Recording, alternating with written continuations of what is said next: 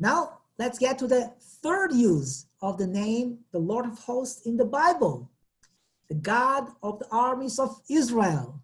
That's an amazing thing to learn. We learn about this in the book of Exodus, basically in two passages, in Exodus chapter 6 and Exodus chapter 12. Let's start with chapter 6, verse 26. You can just follow the text on the screen, or you can open up your own Bibles. Exodus chapter 6, verse 26. These are that Aaron and Moses, to whom the Lord said, bring out the children of Israel from the land of Egypt according to their hosts. Very accurate translation of the Hebrew term Tziv'otam, the same root, Tzava, the one that we have in the name of the Lord, Adonai Tzvaot, the Lord of hosts. According to Exodus 6:26, the God of Israel addressed Aaron and Moses. There were two brothers, Aaron and Moses. They had a sister whose name was Miriam. In this case, he addresses only the brothers, Aaron and Moses. That's what God said to them.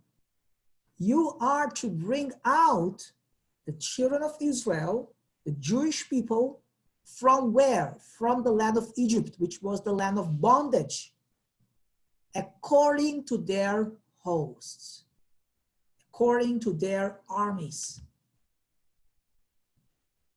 Chapter 12 of Exodus follows up on the same word that we find in chapter 6. In Exodus chapter 12, we see that God refers to the nation of Israel as his armies, very specifically and plainly. Just listen to this. And you shall observe the feast of unleavened bread. So now the people of Israel were brought out from the land of Egypt. The Exodus is about to happen in Exodus chapter 12. And the Lord tells to his people to commemorate the Feast of Unleavened Bread in Exodus chapter 12. And that's what he says. For in this self-same day have I brought your hosts out of the land of Egypt.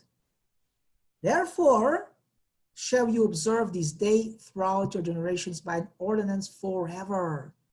I brought your hosts.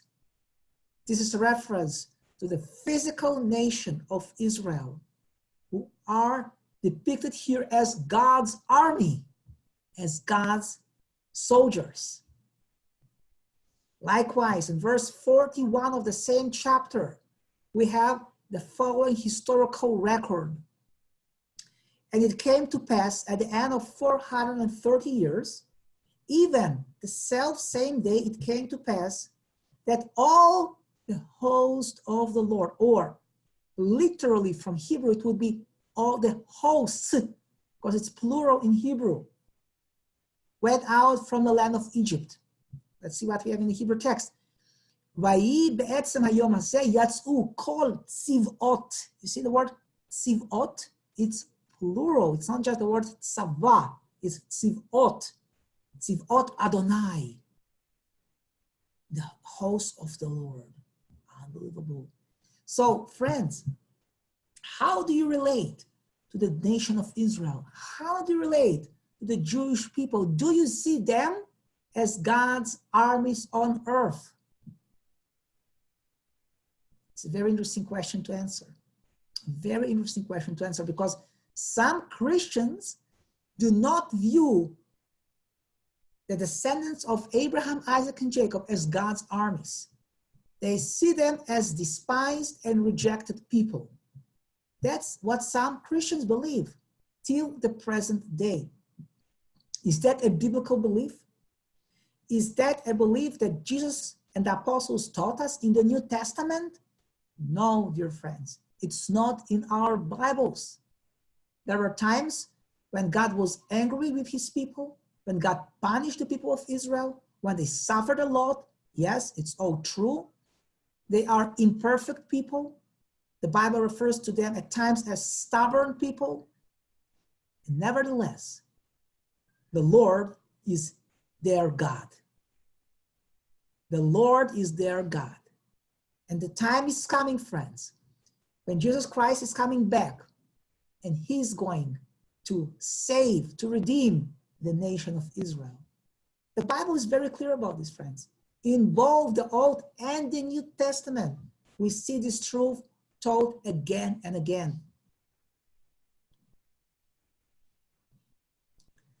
Let me give you a third example, third example for the third use of the name the Lord of Hosts, that the God is the God of the armies of Israel. Let's see what we read in the first book of Samuel, chapter 17, verse 45. This is the well-known episode of the battle between David and Goliath. Do you remember the story of David and Goliath? So let's see what David said to Goliath the Philistine. Goliath was a giant. Look at him. He was a cruel giant, an enemy of God and an enemy of Israel. And let's see what David had to say to him. Thou comest to me with a sword and with a spear and with a javelin, but I come to you in the name of the Lord of hosts, the God of the armies of Israel, whom thou hast taunted. Who was the victor in this episode, David or Goliath? Of course, David. Why?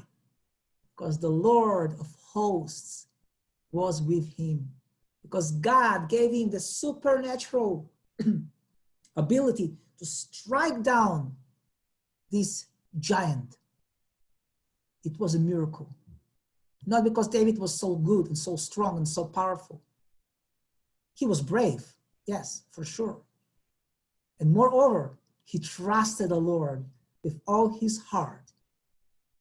And interestingly, David knew that his God hasn't changed since the day of the Exodus.